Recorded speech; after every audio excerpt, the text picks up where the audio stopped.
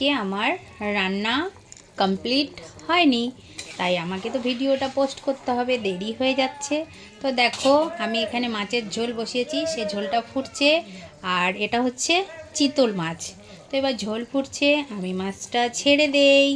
তারপরে শুধু যখন আমার রান্নাটা হয়ে যাবে শুধু আমি ছবি পোস্ট করব, কারণ আমার ভিডিওর টাইম হয়ে গেছে। এই হলো আজকে আমার সানডে স্পেশাল রান্না। তো আমি কি রান্না করছি, চিতল মাছ দিয়ে নতুন আলু দিয়ে একটু ঝোল বানাচ্ছি। তো সবেমাত্র দিলাম, এই ঝোলটা শুকাবে অনেকটা, একদম গাঢ় করে ফেলবো, ভীষণ ভালো লাগবে। চিতল মাছের ঝোল, চিতল মাছের মুইঠা, গরম ভাতে দুইটা। তো যাই হোক, তুইলা বাঙালি খায় কি লুইটা পুইটা, যাই হোক কিছু একটা, আমি পারি না। তো দেখো আমি এটা ঝোলটাতে দিয়ে দিলাম।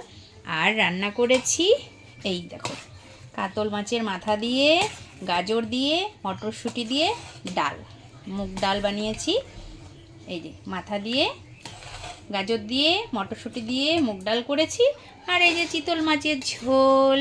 এই হলো আজকের আমার লাঞ্চের স্পেশাল মেনু। কোনো মটনও নেই, কোনো চিকেনও নেই। তো চলো, তোমরা কে কী রান্না করছো অবশ্যই জানিও। কালারটা কিন্তু দারুণ এসেছে, তাই না?